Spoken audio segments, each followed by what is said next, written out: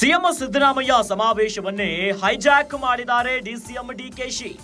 ಅಹಿಂದ ಸಮಾವೇಶದ ಸ್ವರೂಪವನ್ನೇ ಬದಲಿಸಿದ್ದಾರೆ ಡಿಕೆಶಿ. ಅಹಿಂದ ಸ್ವಾಭಿಮಾನಿ ಸಮಾವೇಶ ಈಗ ಫುಲ್ ಚೇಂಜ್ ಆಗಿಬಿಟ್ಟಿದೆ. ಕಾಂಗ್ರೆಸ್ ಪಕ್ಷ, ಕಾಂಗ್ರೆಸ್ ಸಿಎಂ, ಕಾಂಗ್ರೆಸ್ ಗ್ಯಾರಂಟಿ ಅಂತ ಬದಲು ಮಾಡಿಬಿಟ್ಟಿದ್ದಾರೆ. ಕೆಪಿಸಿಸಿ ಕಚೇರಿಯಲ್ಲಿ ಸಭೆಯನ್ನ ನಡೆಸಿದ್ದಂತಹ ಡಿಸಿಎಂ ಡಿಕೆ ಶಿವಕುಮಾರ್ ಅವರು ಈ ವೇಳೆ ಅಹಿಂದ ಸಮಾವೇಶ ಫುಲ್ ಸ್ವರೂಪವೇ ಬದಲಾವಣೆಯಾಗಿಬಿಟ್ಟಿದೆ. ಸಿದ್ದು ಒನ್ ಮ್ಯಾನ್ ಶೋಗೆ ಬ್ರೇಕ್ ಅನ್ನ ಹಾಕಿದ್ದಾರೆ ಡಿಕೆ ಶಿವಕುಮಾರ್. ಹಾಸನದಲ್ಲಿ ಪವರ್ ಶೋಗೆ ಮುಂದಾಗಿದ್ದಂತಹ ಸಿಎಂ ಸಿದ್ದರಾಮಯ್ಯನವರು ಆದರೆ ಕೆಪಿಸಿಸಿ ಕಚೇರಿಯಲ್ಲಿ ಸಭೆಯನ್ನ ನಡೆಸಿ ಇಡೀ ಪ್ಲಾನ್ಗೆ ಹೊಸ ಟಚ್ ಅನ್ನ ಕೊಟ್ಟಿದ್ದಾರೆ ಡಿಕೆಶಿ ಅವರು. ಅಹಿಂದ ಸಮಾವೇಶವನ್ನ ಕಾಂಗ್ರೆಸ್ ಸಮಾವೇಶವನ್ನಾಗಿ ಮಾಡಿದ್ದಾರೆ. ಕಾರ್ಯಕ್ರಮ ಆಯೋಜಕರನ್ನ ಕಡೆಗಣಿಸಿದ್ದಾರೆ ಡಿಕೆ ಶಿವಕುಮಾರ್. ಇನ್ನು ಆಯೋಜಕರನ್ನ ಸೈಡ್ಗೆ ಇಟ್ಟು ಆಪ್ತರಿಗೆ ಜವಾಬ್ದಾರಿಯನ್ನ ಕೊಟ್ಟಿದ್ದಾರೆ ಡಿಕೆಶಿ ನಡೆಯಿಂದ ಸಿದ್ದರಾಮಯ್ಯ ಬೆಂಬಲಿಗರಿಗೆ ಭಾರೀ ನಿರಾಸೆಯಾಗಿಬಿಟ್ಟಿದೆ. ಇದೇ ಡಿಸೆಂಬರ್ 5ರಂದು ಹಾಸನದಲ್ಲಿ ನಡೆಯಲಿರುವಂತಹ ಸಿದ್ದರಾಮಯ್ಯ ಸ್ವಾಭಿಮಾನಿ ಸಮಾವೇಶ ಕಾಂಗ್ರೆಸ್ನಲ್ಲೇ ದಿನಕ್ಕೊಂದು ಟ್ವಿಸ್ಟ್ ಅನ್ನ ಪಡಿತಾ ಇದೆ. ಇನ್ನು ಆರಂಭದಲ್ಲಿ ಶೋಷಿತ ವರ್ಗಗಳು ಒಕ್ಕೂಟ ಮಾತ್ರ ಸಮಾವೇಶವನ್ನು ನಡೆಸಲು ನಿರ್ಧರಿಸಿದ್ರು. ಆದರೆ ಹೈಕಮಾಂಡ್ ಆಶ್ರಯದಲ್ಲಿ ನಡೆದಂತಹ ಸೂಚನೆಯ ಮೇರೆಗೆ ಕಂಪ್ಲೀಟ್ ಚೇಂಜ್ ಆಯ್ತು. ಈಗ ಇದರ ಬೆನ್ನಲ್ಲೇ ಕೆಪಿಸಿಸಿ ಅಧ್ಯಕ್ಷ ಡಿಕೆ ಶಿವಕುಮಾರ್ ಡಿಸಿಎಂ ಅವರು ಹಾಸನದ ಸಮಾವೇಶವನ್ನ ಟೇಕ್ ಓವರ್ ಮಾಡಿಕೊಂಡಂತೆ ಕಾಣಿಸ್ತಾ ಇದೆ.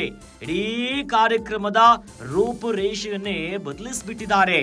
ಇದೇ ವಿಚಾರವಾಗಿ ಸಿಎಂ ಸಿದ್ದರಾಮಯ್ಯ ಹಾಗೂ ಡಿಸಿಎಂ ಡಿಕೆ ಶಿವಕುಮಾರ್ ಅವರ ಬಣದ ನಡುವೆ ಒಂದು ರೀತಿಯಾಗಿ ಮುಸುಕಿನ ಗುದ್ದಾಟ ಶುರುವಾದಂತೆ ಕಾಣಿಸ್ತಿದೆ.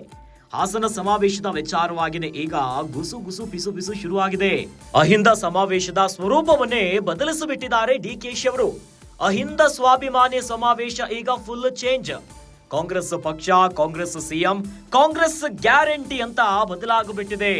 ಕೆಪಿಸಿಸಿ ಕಚೇರಿಯಲ್ಲಿ ನಡೆದಂತಹ ಸಭೆಯಲ್ಲಿ ಕಂಪ್ಲೀಟ್ ಚೇಂಜ್ ಆಗಿದೆ. ಇನ್ನು ಸಿದ್ದು ಒನ್ ಮ್ಯಾನ್ ಶೋಗೆ ಬ್ರೇಕ್ ಅನ್ನ ಹಾಕಿದಂತೆ ಕಾಣಿಸ್ತಾ ಇದೆ. ಹಾಸನದಲ್ಲಿ ಪವರ್ ಶೋಗೆ ಸಿದ್ದರಾಮಯ್ಯನವರು ಮುಂದಾಗಿದ್ರು. ಆದ್ರೆ ಕೆಪಿಸಿಸಿ ಕಚೇರಿಯಲ್ಲಿ ಸಭೆಯನ್ನ ನಡೆಸಿ ಇಡೀ ಸಮಾವೇಶಕ್ಕೆ ಹೊಸ ಟಚ್ ಅನ್ನ ಕೊಟ್ಟಿದ್ದಾರೆ. ಅಹಿಂದ ಸಮಾವೇಶವನ್ನ ಕಾಂಗ್ರೆಸ್ ಸಮಾವೇಶವನ್ನಾಗಿ ಮಾಡಿದ್ದಾರೆ ಡಿಕೆಶಿ ಅವರು. ಇನ್ನು ಕಾರ್ಯಕ್ರಮ ಆಯೋಜಕರನ್ನ ಕಡೆಗಣಿಸಿದ್ದಾರೆ. ಅಂದ್ರೆ ಆಯೋಜಕರನ್ನ ಕೈಬಿಟ್ಟು ತಮ್ಮ ಆಪ್ತರಿಗೆ ಜವಾಬ್ದಾರಿಯನ್ನ ಕೊಟ್ಟು ಬಿಟ್ಟಿದ್ದಾರೆ ಡಿಕೆಶಿ.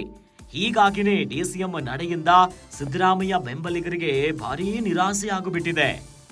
ಇನ್ನು ಈ ಸಮಾವೇಶವನ್ನ ಗಮನಿಸುವುದಾದ್ರೆ ಮೋಡಾ ಹಗರಣ ಪ್ರಕರಣದ ಆರೋಪಕ್ಕೆ ವಿರೋಧಿಗಳು ಯಾರ್ಯಾರಿದ್ರು ಇವರೆಲ್ಲರಿಗೂ ಕೂಡ ತಿರುಗೇಟನ್ನ ನೀಡಲಿಕ್ಕೆ ಸಿದ್ದರಾಮಯ್ಯ ಹಾಸನದಲ್ಲಿ ಶಕ್ತಿ ಪ್ರದರ್ಶನಕ್ಕೆ ಮುಂದಾಗಿದ್ರು. ಇನ್ನು ಈ ಹಿಂದೆ ಸಿದ್ದರಾಮೋತ್ಸವ ಮಾಡಿದ್ರಿಂದ ಸಿದ್ದರಾಮಯ್ಯನವರಿಗೆ ರಾಜಕೀಯವಾಗಿ ಪ್ಲಸ್ ಆಗಿತ್ತು.